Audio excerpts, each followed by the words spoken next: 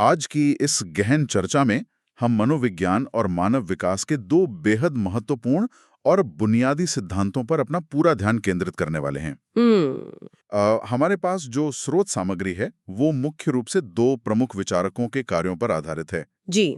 इसमें पहला विषय है नोम चॉम्स्की के भाषा विकास का सिद्धांत, मतलब इसे इनबॉर्न थ्योरी या जन्मजात सिद्धांत कहा जाता है। बिल्कुल। और इसके बाद जो दूसरा विषय है वो लॉरेंस कोहलबर्ग के नैतिक विकास के सिद्धांत पर आधारित है, मतलब मॉरल डेवलपमेंट थ्योरी और उससे जुड़ी नैतिक दुविधाओं पर। मैं समझ रही हूँ। वीडियो को लाइक करें। जी। तो इस चर्चा की हमारी कार्यप्रणाली ये रहेगी कि मैं स्रोत सामग्री को पंक्ति दर पंक्ति पढ़ूंगा और इसमें दी गई जानकारी को बिल्कुल उसी क्रम में समझाऊंगा जिस क्रम में उसे दस्तावेज में लिखा गया है। ये एक बहुत ही व्यवस्थित तरीका है। मैं इस पूरी चर्चा में एक आदर्श छात्र की भूमिका में उपस्थित हूँ। बिल्कुल। मेरा पूरा ध्यान इस स्रोत सामग्री को गहराई से सुनने और उसे समझने पर रहेगा। मतलब मैं बिना कोई बाधा उत्पन्न किए आपकी हर बात को एकाग्रता से सुनूंगी। ये बहुत ही सकारात्मक दृष्टिकोण है। जी। और स्रोत में दी गई जानकारी को उसी के क्रमानुसार समझना एक बहुत ही वैज्ञानिक तरीका है। एकदम सही। तो ये स्पष्ट करना आवश्यक है कि हमारी ये यात्रा पूरी तरह से स्रोत सामग्री के क्रोनोलॉजिकल फ्लो के अनुसार ही आगे बढ़ेगी। मैं पूरी तरह से तैयार हूँ। तो हम इस दस्तावेज के पहले हिस्से से शुरुआत करते हैं। ये हिस्सा नोम चॉम्स्की के बारे में। जी। स्रोत सामग्री की सबसे पहली पंक्ति में ये जानकारी दी गई है कि नोम चॉम्स्की अमेरिका के रहने वाले थे। यह उनके मूल स्थान को स्पष्ट करता है। बिल्कुल। इसके तुरंत बाद दस्तावेज सिद्धांत के सबसे मूल बिंदु पर आता है। स्रोत में स्पष्ट रूप से लिखा है कि चॉम्स्की के अनुसार बच्चे में भाषा सीखने की क्षमता जन्मजात होती है। मतलब इन्नेट होती है। हाँ, जन्मजात या इन्नेट। स्रोत के आधार पर इसका अर्थ यही है कि भाषा सीखने का ये गुण बच्चे के भीतर उसके जन्म के समय से ही मौजूद होता है। मतलब ये कोई बाहरी वस्तु नहीं है जिसे वो शून्य से सीखना शुरू करता है, बल्कि यह उसके अस्तित्व का स्वाभाविक हिस्सा है। ये तथ्य अपने आप में बहुत ही स्पष्ट है। मतलब भाषा का विकास पूरी तरह से बच्चे की आंतरिक क्षमता पर निर्भर करता है। एकदम सही। स्रोत सामग्री में इस विचार को और विस्तार दिया गया है। जी। दस्तावेज के अनुसार चॉम्स्की कहते हैं कि बच्चे के मस्तिष्क में, मतलब उसके माइंड में, एक विशेष प्रकार का डिवाइस होता है। माइंड में एक डिवाइस? हाँ, स्रोत में डिवाइस शब्द का ही उपयोग किया गया है और इसी डिवाइस के माध्यम से बच्चा भाषा सीखता है। मैं समझ रही हूँ। इसका तात्पर्य यह है कि मस्तिष्क की संरचना में ही एक ऐसा साधन मौजूद है जिसका काम भाषा को ग्रहण करना है। ये बहुत ही रोचक बात है। इसी डिवाइस से एक छोटा बच्चा अपने आसपास की भाषा को स्वाभाविक रूप से सीखता चला जाता है। मस्तिष्क के भीतर एक डिवाइस की उपस्थिति का यह विचार बहुत ज्ञानवर्धक है। मतलब बच्चा उस जन्मजात मानसिक डिवाइस का सक्रिय रूप से उपयोग करता है।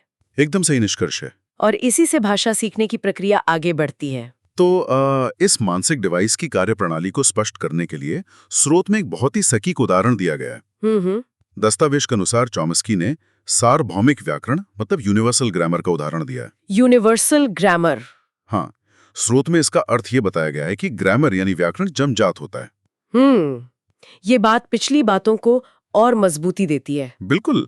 मतलब बच्चा व्याकरण के बुनियादी नियमों को जन्म से ही अपने भीतर लेकर आता है। मैं समझ पा रही हूँ। व्याकरण का जन्मजात होना यह साबित करता है कि बच्चे को हर नियम बाहर से रटने की आवश्यकता नहीं होती है। एकदम सही कहा। ये सार्वभौमिक व्याकरण उस डिवाइस का ही एक हिस्सा है। जी। अब स्रोत सामग्री भाषा विकास के दो महत्वपूर्ण स्तरों की ओर आगे बढ़ती है। दस्तावेज में चॉम्स्की के अनुसार भाषा के दो स्पष्ट लेवल बताए गए हैं। इन्हें क्रमानुसार समझाया गया है। जी, मैं सुन रही हूँ। इसमें सबसे पहला स्तर है सतही संरचना। इसे स्रोत में अंग्रेजी में सरफेस लेवल भी कहा गया है। सतही संरचना? हाँ, स्रोत के अनुसार इस पहले स्तर में बच्चा सिर्फ ध्वनियों और शब्दों को जानता है। ध्वनियों को जानता है? बिल्कुल, लेकिन वो उनके अर्थ नहीं जानता। अच्छा, मतलब अर्थ का ज्ञान नहीं होता। एकदम सही। इस अवस्था को स्पष्ट करने के लिए दस्तावेज में कुछ सटीक उदाहरण दिए गए हैं। जी। ये उदाहरण है मम्मी, पापा, खाना, पीना आदि। इस सतही स्तर पर बच्चा केवल इन शब्दों का उच्चारण करना सीखता है। वो ध्वनियों की नकल करता है, लेकिन अर्थ से अनभिज्ञ होता है। ये वर्णन बहुत ही सरल और स्पष्ट है। मम्मी, पापा, खाना पीना जैसे उदाहरणों से ये बात साफ हो जाती है। बिल्कुल। अपनी शुरुआती अवस्था में बच्चा केवल शब्दों की भौतिक ध्वनि को पकड़ता है। मुझे ये पहला स्तर पूरी तरह से समझ आ गया है। तो अब हम स्रोत के क्रमानुसार दूसरे स्तर की ओर बढ़ते हैं। जी, दस्तावेज में इसे गहरी संरचना या डीप लेवल का नाम दिया गया है। गहरी संरचना। हाँ, स्रोत में दी गई जानकारी के अनुसार इस दूसरे स्तर में पहुंचकर बच्चे को शब्दों के अर्थ का ज्ञान हो जाता है। मतलब अब वो अर्थ समझने लगता है। एकदम सही। ये पहले स्तर से एक कदम आगे की स्थिति है। बिल्कुल, सतही संरचना में केवल ध्वनियां थीं, वहीं इस गहरी संरचना में आकर वो शब्दों के वास्तविक अर्थ को भलीभांति समझने लगता है। इन दोनों स्तरों के बीच का अंतर बहुत ही महत्वपूर्ण है। हाँ, मतलब सतही संरचना में अर्थ का अभाव होता है और गहरी संरचना में अर्थ का पूर्ण ज्ञान जुड़ जाता है।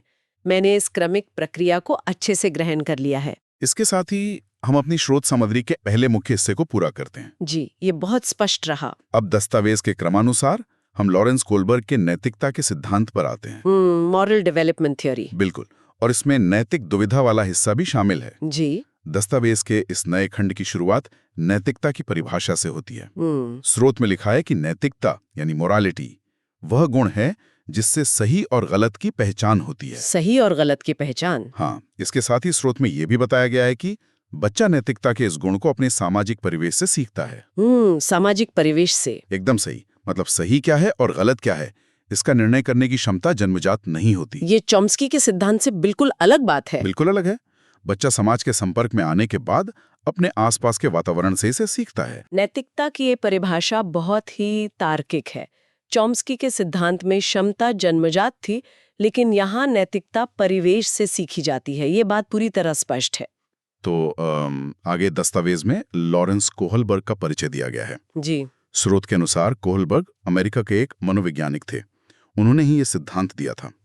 उनके प्रयोग के तरीके के बारे में स्रोत में विस्तार से बताया गया है। जी, मैं सुन रही हूँ। दस्तावेज स्पष्ट करता है कि कोहलबर्ग छोटी कथाओं का उपयोग करते थे। छोटी कथाएं। हाँ, स्रोत में इन्हें मोरल डिलेमास या नैतिक दुविधाएं कहा गया है।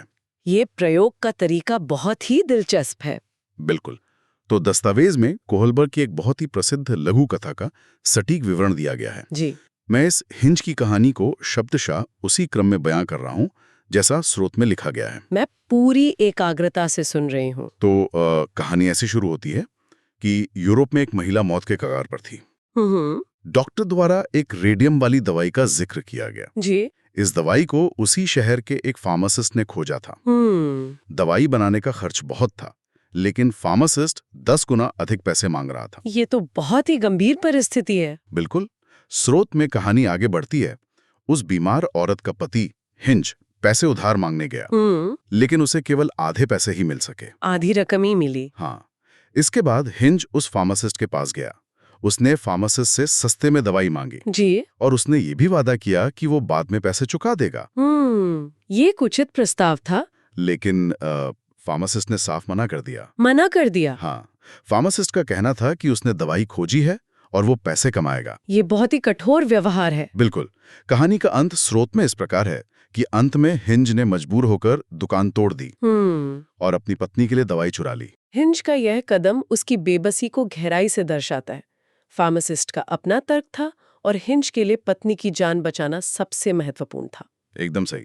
अब इसी कहानी के आधार पर कोहलबर्ग ने 2 मुख्य बातें बताई हैं। जी। इन्हें स्रोत में क्रमानुसार समझाया गया है। पहला है नैतिक दुविधा या मॉरल डिलेमा। नैतिक दुविधा? हाँ। स्रोत की परिभाषा के अनुसार सही और गलत के बीच निर्णय लेने की प्रक्रिया को नैतिक दुविधा कहते हैं। निर्णय लेने की प्रक्रिया। बिल्कुल। इसका उदाहरण हिंज की कहानी से ही है। जी। उदाहरण है कि चोरी करेगा तो पुलिस पकड़ेगी और नहीं करेगा तो पत्नी मरेगी। ये नैतिक दुविधा की बहुत ही उत्कृष्ट व्याख्या है। हाँ। दोनों ही रास्तों के परिणाम गंभीर हैं। सही और गलत के बीच इस मानसिक द्वंद्व को समझना बहुत आसान हो गया। एकदम सही। अब स्रोत में दूसरी मुख्य बात है नैतिक तर्कणा या मॉरल रीजनिंग। नैतिक तर्कणा। दस्तावेज के अनुसार सही और गलत में से किसी एक को चुनने की प्रक्रिया को नैतिक तर्कणा कहते हैं। किसी एक को चुनना? बिल्कुल। स्रोत में सीधा उदाहरण है कि हिंज ने चोरी करना चुना। मैं देख पा रही हूँ कि पहले इंसान नैतिक दुविधा का सामना करता है जी, और उसके बाद वो नैतिक तर्कणा का उपयोग करके अंतिम निर्णय लेता है। एकदम सही निष्कर्ष है। हिंज ने अपनी तर्कणा के आधार पर ही चोरी करने का अंतिम निर्णय लिया।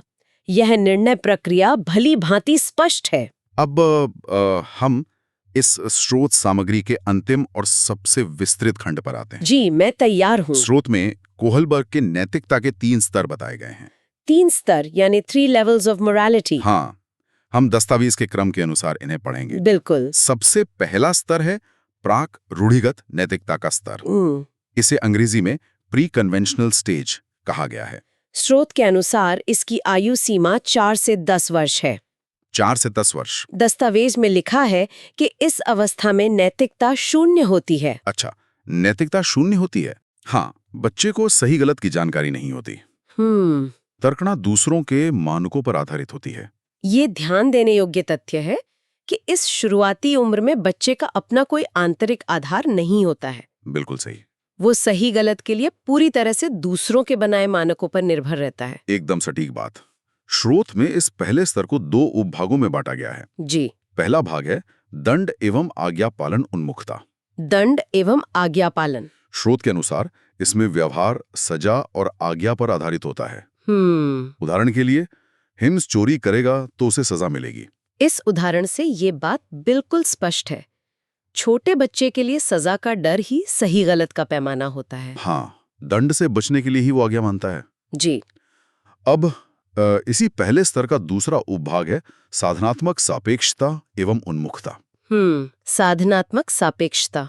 स्रोत में इसे बहुत सरल शब्दों में जैसे को तैसे का व्यवहार कहा गया है। जैसे को तैसे का व्यवहार। हाँ, दस्तावेज में सटीक उदाहरण है कि एक ने पेंसिल तोड़ी तो दूसरे ने उसका पेन तोड़ दिया। ये उदाहरण बहुत ही व्यवहारिक है। बच्चों में जैसे को तैसे का यह नियम स्पष्ट रूप से दिखाई देता है। बिल्कुल। मुझे पहले स्तर के दोनों उपभाग पूरी तरह से स्पष्ट हो गए हैं। तो अब हम कोहलबर्ग के दूसरे स्तर पर आगे बढ़ते हैं। जी। ये है रूढ़िगत नैतिकता का स्तर, यानी कन्वेंशनल स्टेज। रूढ़िगत नैतिकता। दस्तावेज में इसकी आयु 10 से 13 वर्ष बताई गई है। 10 से 13 वर्ष। स्रोत कहता है कि इसमें बच्चा दूसरों के मानकों को अपने अंदर समावेशित कर लेता है। दूसरों के मानकों का समावेश। बिल्कुल। ये एक महत्वपूर्ण बदलाव है कि वह सामाजिक परिवेश के नियमों को अपना मान रहा है। एकदम सही। दस्तावेज में इस दूसरे स्तर के भी 2 उपभाग हैं। जी। पहला भाग है अच्छा लड़का या अच्छी लड़की बनने की उन्मुखता। गुड बॉय या गुड गर्ल ओरिएंटेशन। स्रोत के अनुसार बच्चा दूसरों की नजरों में अच्छा दिखना चाहता है। ये बिंदु पूरी तरह से स्पष्ट है। सामाजिक स्वीकृति प्राप्त करना ही उनके निर्णयों का आधार होता है। बिल्कुल। अब दूसरे स्तर का दूसरा उपभाग है कानून एवं व्यवस्था उन्मुखता। कानून एवं व्यवस्था। हाँ, स्रोत के अनुसार इस अवस्था में कानून और सामाजिक व्यवस्था बनाए रखने पर जोर होता है।